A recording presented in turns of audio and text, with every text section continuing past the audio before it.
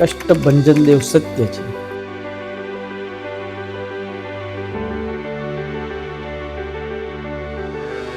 દાદાના દર્શન કરે એની સાથે અને દાદાની સાથે પ્રેમ થઈ જાય.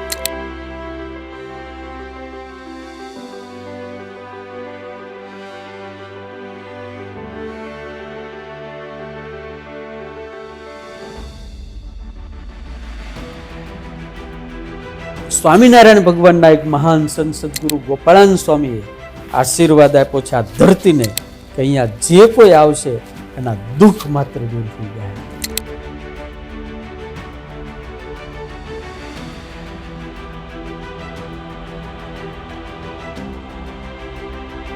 અમારા રસોડાની અંદર કોઈ દાડો રસોઈયો દાજે નહીં, કોઈ દાડોનું કપડું હળગે નહીં, કારણ કે અગ્નિ જ નથી રસોડામાં. કે અગ્નિ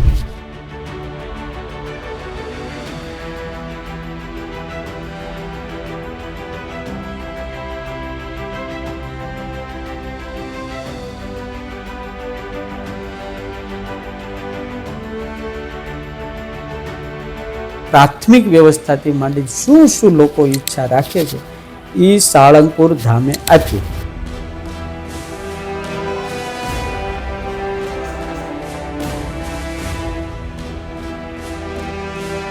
પણ અત્યારે જે થયું છે માત્ર ને માત્ર હનુમાનજીની મરજી પ્રમાણે થયું છે, હનુમાનજીના વિઝન પ્રમાણે થયું.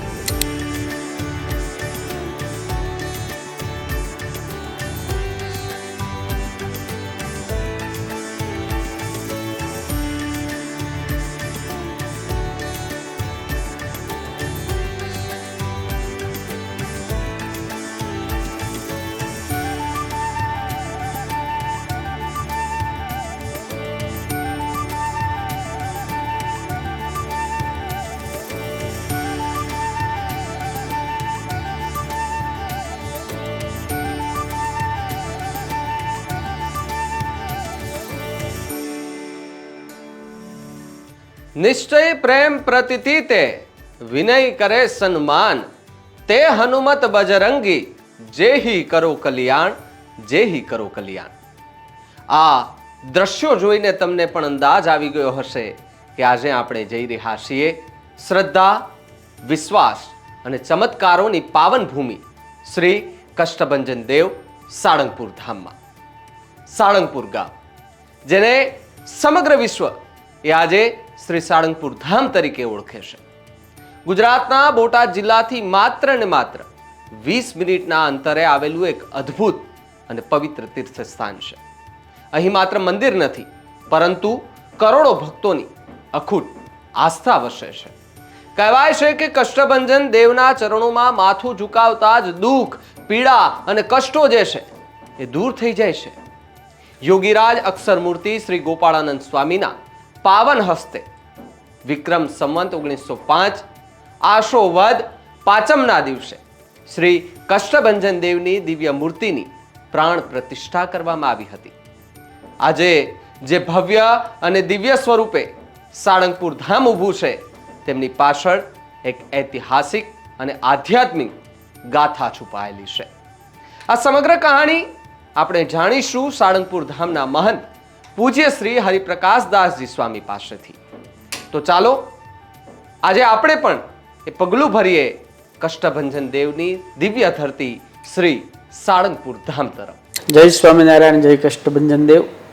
2016ની અંદર અમારા ગુરુ અથાણાવાળા સ્વામી વડતાલ ટેમ્પલ બોર્ડે અમારી ઉપર એક વિશ્વાસ મૂકી અને અમને અહીંયા કોઠારી પદે મૂક્યા. આપ નાનપણથી અહીંયા આવી રહ્યા છો, હજારો ભક્તો અહીંયા આવી રહ્યા છે. અહીંયા કોઈ પણ વ્યક્તિ આવે એટલે એક વસ્તુ વાંચે, કષ્ટભંજન દેવ સત્ય છે, અને પછી દાદાને જોવે, દાદાના દર્શન કરે એની સાથે અને દાદાની સાથે પ્રેમ થઈ જાય. વર્ષોથી સાળંગપુર ધામ હનુમાનજી મહારાજની સાથે જોડાયેલા હજારો લાખો લોકો આસ્થા અને શ્રદ્ધાથી હતા. પણ આ કેમ્પસને આ હનુમાનજી મહારાજે અમને કાંઈક એક નવા ઉદ્દેશ માટે બોલાવ્યા હશે. કાંઈક આ કેમ્પસ દાદા કહે કે ભાઈ મારું નામ જેવું છે એવું અમારું આ આંગણ કે એવો અમારો દરબાર થઈ જાય એટલા માટે કદાચ અમને બોલાવ્યા છે. એટલે હું અમારા સંતોને કાયમ કહેતો હોઉં છું દીક્ષિતભાઈ કે આજે કંઈ થયું છે, પહેલાં જે હતું જે નાના નાના મકાનો આ તે પછી બધી એ પ્રમાણે વ્યવસ્થા હતી, પણ અત્યારે જે થયું છે માત્ર ને માત્ર હનુમાનજીની મરજી પ્રમાણે થયું છે ને હનુમાનજીના વિઝન પ્રમાણે થયું છે. બાકી સ્વામિનારાયણ સંપ્રદાયના જે હજારો સંતો છે, અહીંયા આવતા જે લાખો હરિભક્તો છે, એ વિચારે કે આજથી 7-8 વર્ષ પહેલાંનું સાળંગપુર અને અત્યારનું સાળંગપુર, હું કાયમ વિચારું છું કે આ કોઈ માણસની કલમ નથી, છે જ નહીં. માણસના મગજમાં આવે એવો આ કોઈ પ્લાન નથી. આ માત્ર ને માત્ર હનુમાનજીનો પ્લાન છે. અમે ભાગ્યશાળી છીએ કે નિમિત્ત એને અમને બનાવી દીધા.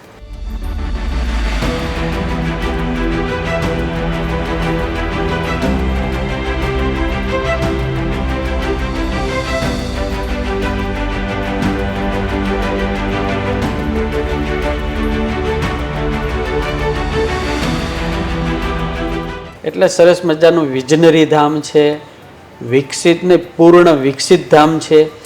પછી કે હાવ સિંગલ એટલે સામાન્યમાં સામાન્ય વ્યવસ્થાથી માંડી ટોપ લેવલની વ્યવસ્થા કે આપણે વડાપ્રધાન સાહેબને પણ આપણે ટેબલ ઉપર બેહારીને જમાડી શકીએ એવી પણ આપણી આગળ વ્યવસ્થા છે. એ ઉતરી કે એવા હેલિપેડો છે, એ અહીંયા રહી શકે એવા સરસ મજાના રૂમો છે. એટલે ટોપ લેવલની વ્યવસ્થા આપણે કરી છે. સ્વામીજી વિચાર કેમ આવ્યો કે સાળંગપુર ધામને પણ એ કક્ષાએ લઈ જવું જોઈએ? કારણ કે પહેલા જો કે પહેલા એવું રશિયું હતું કે 80% સ્વામિનારાયણ સંપ્રદાયના હરિભક્તો હતા, 20% બહારના. આ વિચાર કઈ રીતે આવ્યો તમને? અમે દીક્ષિતભાઈ જે દાડે અહીંયા આવ્યા 2016 એટલે 15નું એન્ડ હતું, 16ની શરૂઆત હતી. તે દાડે પહેલો નિર્ણય અમે એ કર્યો કે અહીંયા દાદાને ત્યાં રાતે 12 વાગે આવે તો લોકોને જમવાનું મળવું પડે. એટલે આવ્યા અને ત્રીજે જ દિવસે અમે અહીંયા ભોજનાલય બંધ થાય 9 વાગે તો અમે બહાર ધર્મશાળા હતી ત્યાં તપેલા મૂકીને એક માણસ રાખ્યો. પછી સુખડીમાં અમને કાંઈ જે લાગ્યું એ બધું કર્યું. પછી સફાઈ વ્યવસ્થા, પછી સારા માણસો જે આવે છે, બિઝનેસમેનો, નેતાઓ, અધિકારીઓ, એને બેસવા માટેની, એના વેલકમ માટેની એ વખતના જે મકાન હતું એમાં અમે વ્યવસ્થાઓ કરી. પછી મંદિરની પાછળ જ્યારે અમે બધા ગયા, અમારી આખી ટીમ, ત્યારે ત્યાં ઊભા રહીને મને એવો સંકલ્પ થયો કે મેં હે દાદા, તમે તો કેવડા મોટા છો, કેવડા મોટા કે તમારી કોઈ કલ્પના નથી કરી શકતો. તુલસીદાસજીને બીજું કાંઈ પૂછ્યું નથી, એટલું જ લખ્યું, સકલ ગુણ નિધાન અતુલિત બલધામ. તમે મારી દ્રષ્ટિથી જો હનુમાનજીને તમે જોશો તો એનાથી મોટું વ્યક્તિત્વ આ બ્રહ્માંડમાં ક્યારેય કોઈ આવ્યું નથી. આવડા મોટા તમે આયા પાછ હાજરા હાજર બેઠા છો, સાક્ષાત બેઠા છો. એક નાનામાં નાના માણસના તમે સંકલ્પો પૂરા કરો છો. તો દાદા આ છે ને ધામ એવું આપણે બનાવવું છે કે અહીંયા મોટા મોટા માણસોને આવવાની અંદરથી લાલચ થાય, બોલાવવા ન પડે, એને એમ થવું પડે ચાલો સાળંગપુર એક વખત જવું છો આપણે. તો એ વખતે એક મેં બહુ મોટો સંકલ્પ કરેલો, અમારું એક શાસ્ત્ર છે એના પાઠ કરાવવાનો. કે આવું આવું થઈ જાય. આ હું કહું છું 2017 16માં અમે આવ્યા ત્યારની. પછી આ બધું થઈ ગયું. હજી એક કામ બાકી પણ બધા અમુક છે, પણ આપણે જે ધાર્યું હતું, હનુમાનજીને જે કરાવવું હતું, કિંગ ઓફ સાળંગપુર ત્યાંથી માંડી અહીંયા સુધી, આમ ઠેઠ મારુતિ ધામથી આ બધું વિકાસ થયો, વ્યવસ્થાઓ થઈ. આ વ્યવસ્થાઓ તો થઈ, પણ સાથે સાથે અમારા સંતોનો એક ધ્યેય છે, ગ્રીન સાળંગપુર, ક્લીન સાળંગપુર. આવ્યા ને એ જ દિવસે અમે અમારા સંતોને બિહારીને કીધું કે આ 2 વસ્તુ આપણે કરવાની થાય છે, ગ્રીન સાળંગપુર અને ક્લીન સાળંગપુર. અમે હજારો ઝાડવા વાવ્યા, હજારો. અને તમે જાઓ અત્યારે આટલી ભીડ છે તો ટાવરથી માંડીને અહીંયા સુધી આવો, તમને ક્યાંય કચરું નહીં મળે, ગંદકી ક્યાંય નહીં મળે. આટલા માણસો ભોજનાલયમાં પ્રસાદ લે છે તો એકદમ ચોખ્ખું. એટલે અમને એટલી ખબર પડી કે આજના સમાજને, આજના યુવાનને, આજના લોકોને ચોખ્ખું જોઈએ છીએ. ભલે તમે થોડું આપો પણ ચોખ્ખું જોઈએ છે અને વ્યવસ્થિત જોઈએ છે. નકર યાત્રાધામની એક છાપ હતી કે ભાઈ ત્યાં બધું આમ હોય તેમ હોય, બધું જેમ તેમ હોય. પણ સાળંગપુર ધામે યાત્રાધામની વ્યાખ્યા બદલી નાખી. યાત્રાધામ કેવું હોવું જોઈએ એ સમાજને મોડલ પૂરું પાડ્યું કે મોટા મોટા યાત્રાધામની અંદર એક પ્રાથમિક વ્યવસ્થાથી માંડી શું શું લોકો ઈચ્છા રાખે છે એ સાળંગપુર ધામે આપ્યું.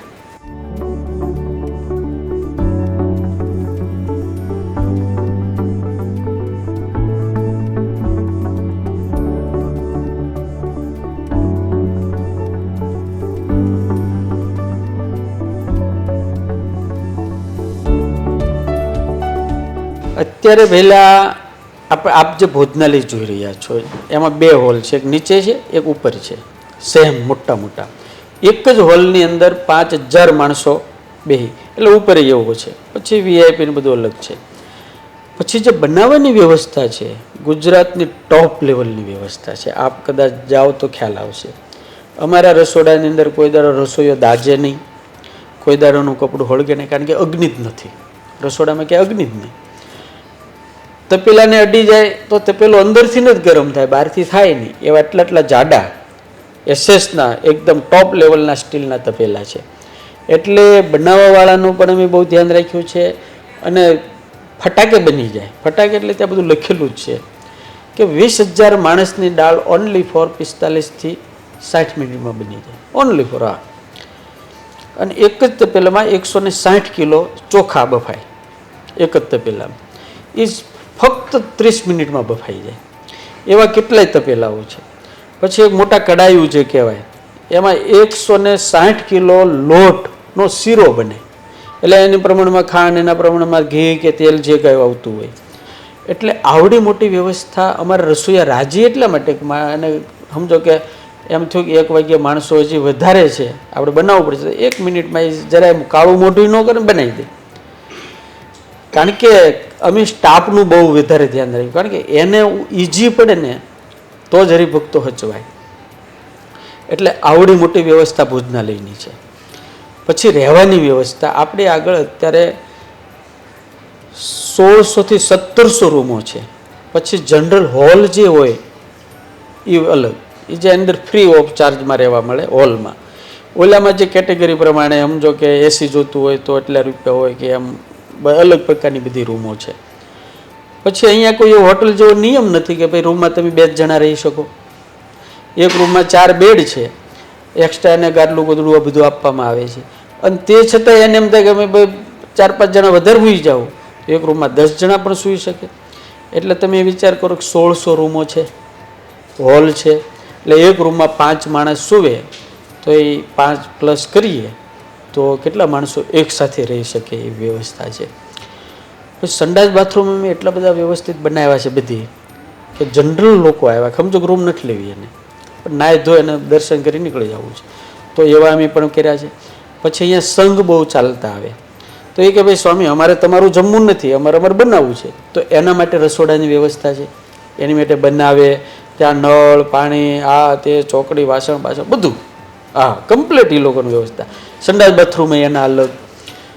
પછી આવડું મોટું બિલ્ડિંગ છે, તમે બિલ્ડિંગમાં જજો, એની અંદર ખૂણે ખૂણે વોટર પાણી એટલે ફિલ્ટર પાણી, મિનરલ વોટરના આખા પરબો છે. અને કોઈ યાત્રિકને જાજુ હાલવું ન પડે એટલા મોટા પરબો આપણે એમાં બનાવ્યા છે.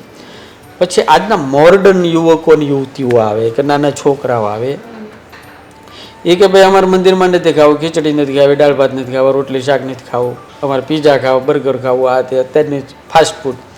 તો એના માટે કષ્ટબંધન દેવ રેસ્ટોરન્ટ છે, ત્યાં પણ છે અને અહીંયા પણ છે. લસણ ડુંગળી બિલકુલ નહીં.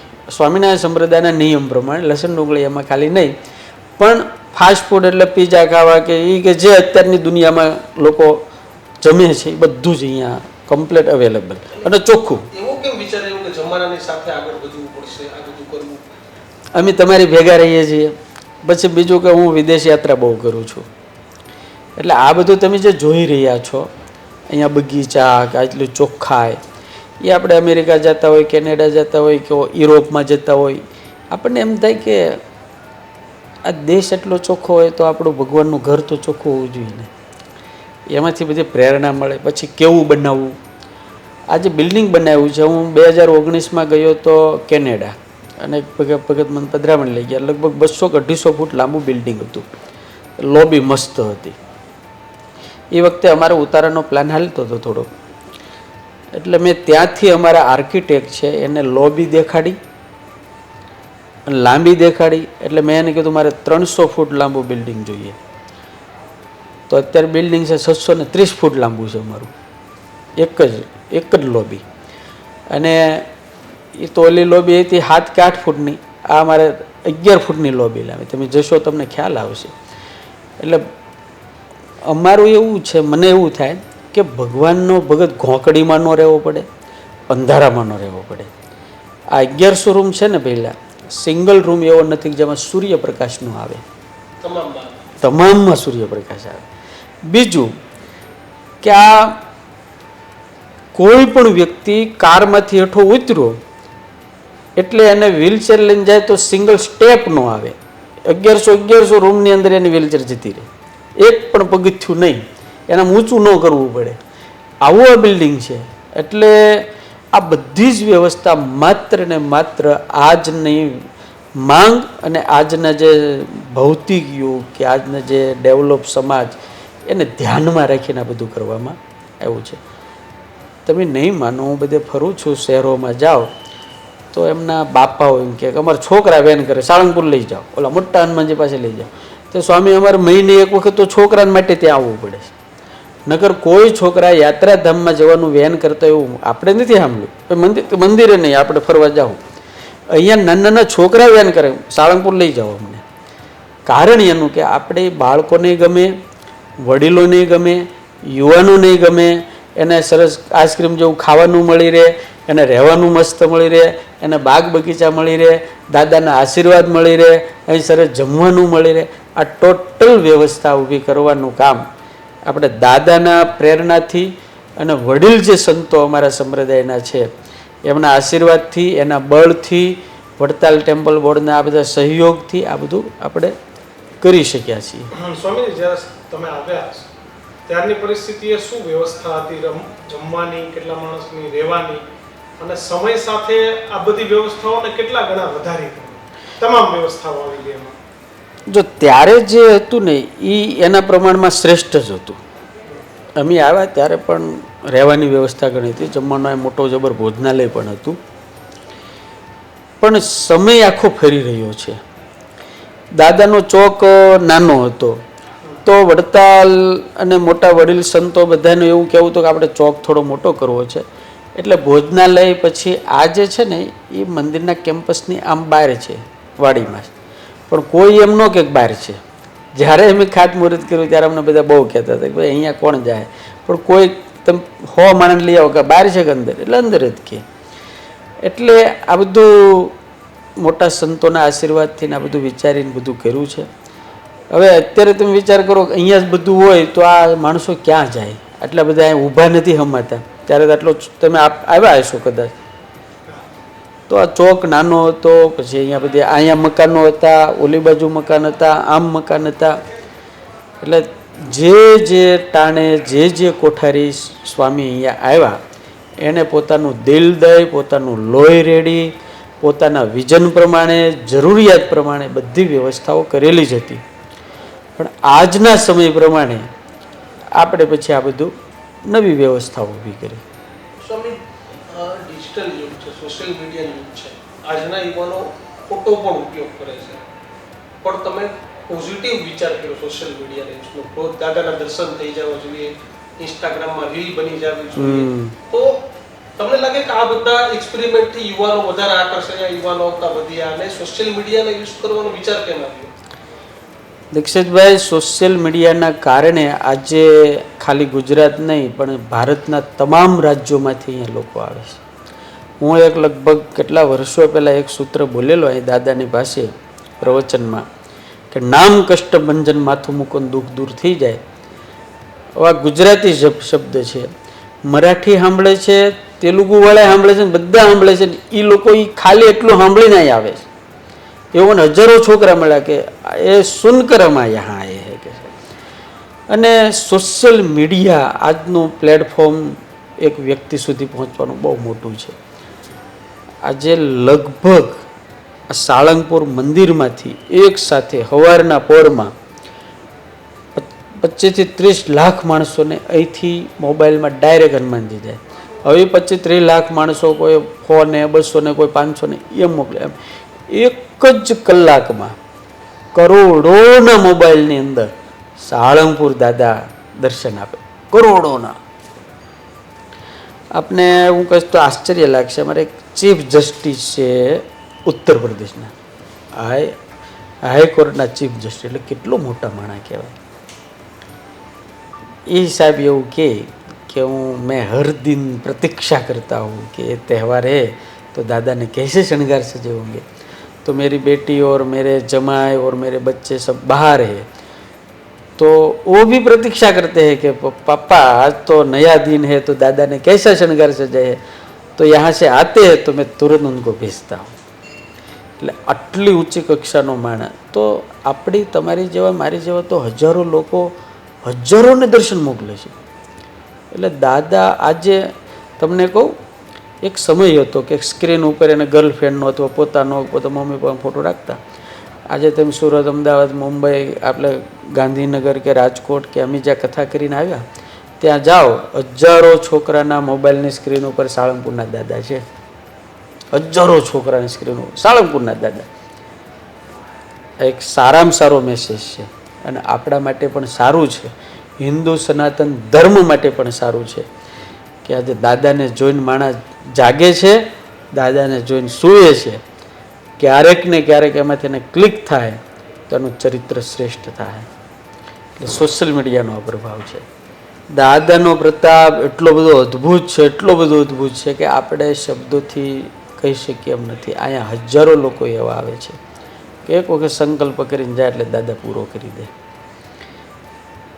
મેં મારી આંખ સામે જે જોયેલા હજારો એવા છે.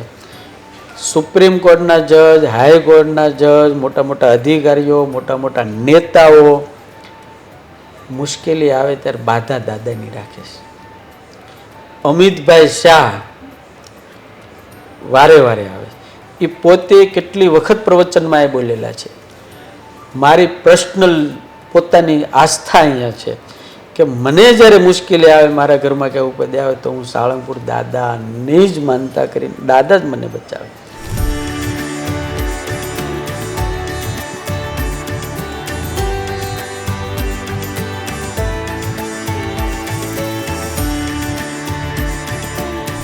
એમના ઘરના એમના છોકરા વારે વારે આવતા હોય. એટલે આવા એક નહીં, એક પત્રકાર સાહેબ છે એ કે હું દુનિયાની અંદર માત્ર કોઈ મંદિરે જતો હોય તો સાળંગપુર દાદા સિવાય ક્યાંય જતો નથી. તો એના સંકલ્પો પૂરા થતા હશે, એની આસ્થા કે એની શ્રદ્ધા કે એને કંઈક થતું છે તો જ દાદા પાસે આવતા છે. પછી તમે અહીંયા 5 દાડા રહો અને પછી લોકોને પૂછો કે તમને શું અનુભૂતિ, તો તરત કહેશે આના કારણે જીવતો છું, હનુમાનજીના કારણે. આ ન હોત તો એમ જીવતા ન હોત. એવા દાખલાઓ. અમારા રાજકોટનો એક તેજસ કરીને છે જુવાનનો, લગભગ 2019માં એ નક્કી કરીને આવ્યો તો મારે મરી જવું છે, દેવું થયું ગમે ત્યાં બિચારાને. પછી આવ્યો ને રેડ્યો ને પછી હું દાદા પાસે લઈ ગયો. મેં કીધું જો આની ઉપર ભરોસો રાખ્યા દાદા કરશે તારું. અત્યારે કરોડોની પાર્ટી છે.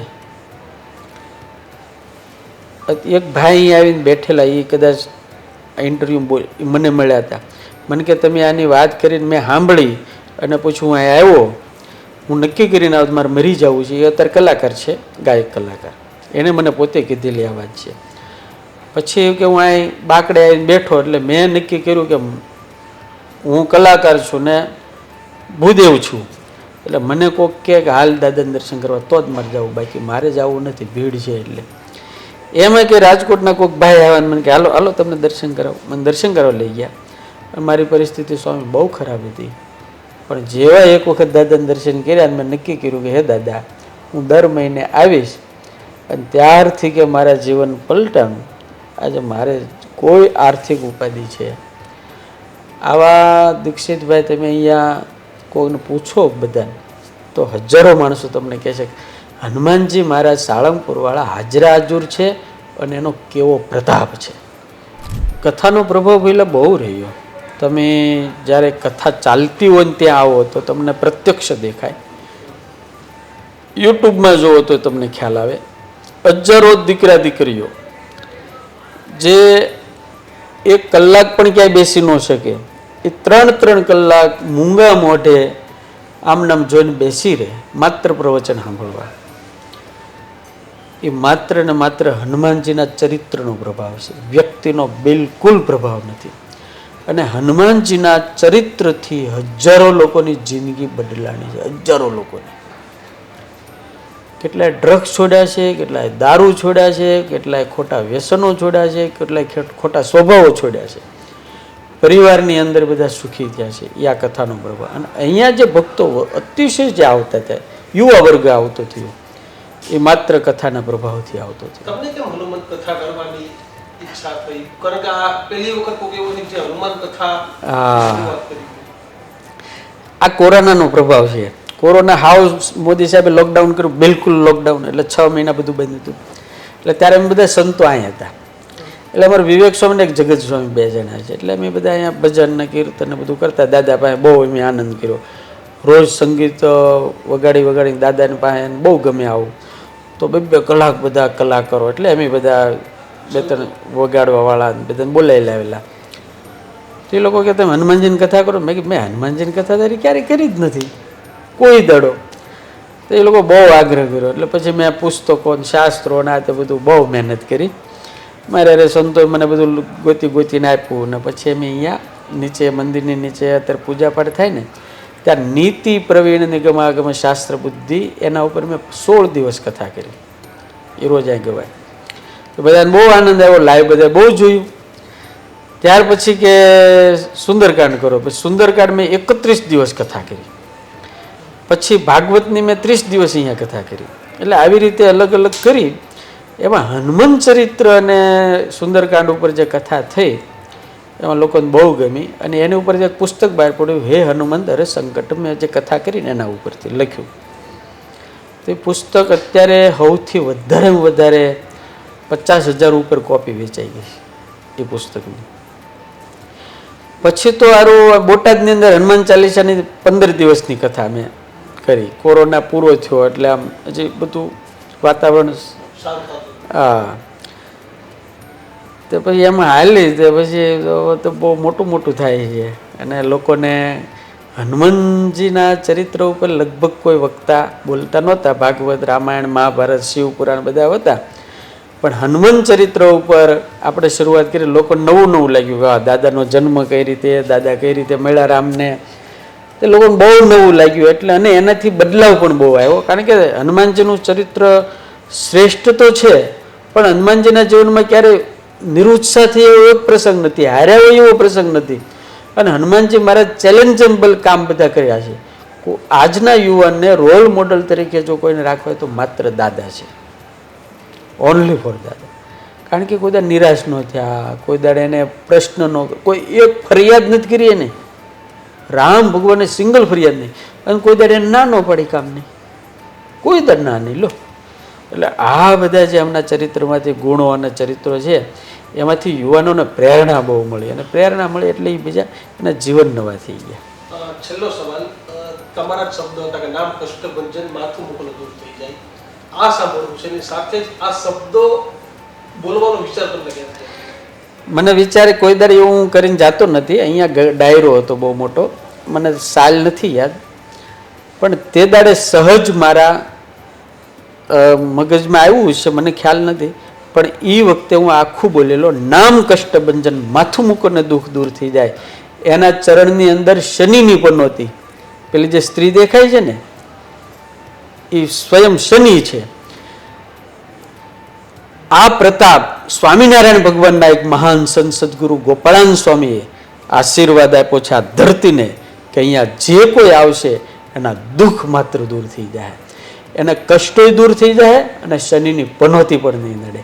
આ જે હું એ વખતે બોલેલો ને એ બહુ પ્રસિદ્ધ થયું અને એના કારણે બધા લોકોને વધારે આવતા થયા. આજે પણ લોકોના દુઃખ દર્દ એ રીતે દૂર થાય છે? કેટલા લોકો રોજ આવે છે મંગળવારે, શનિવારે? અરે આમ તમે શનિવારે તો લગભગ 60-70 હજારથી લાખ સુધી પહોંચી જાય ક્યારેક, અને રવિવારે તેને એટલું હોય. કોઈને કોઈ વળગાડ થઈ હોય એવા લોકો? વળગાડવાળા તો બહુ આવે છે. એ કેસ આખા અલગ હોય છે, ત્યાં નીચે કાર્ય થતું હોય છે એનું. એ બધા તમે ઓલા જે અનિલ મહારાજને છે ને, ધર્મેન્દ્ર મહારાજ, એની આગળ જો ઇન્ટરવ્યૂ લ્યો તો તમને ખ્યાલ આવે કેવા કેવા દુઃખી લોકો આવે છે અને કેવું સારું થાય છે એનું. જય સ્વામિનારાયણ. ખૂબ ખૂબ ધન્યવાદ તમને બંને ભાઈઓને. Thank you. જય સ્વામિનારાયણ.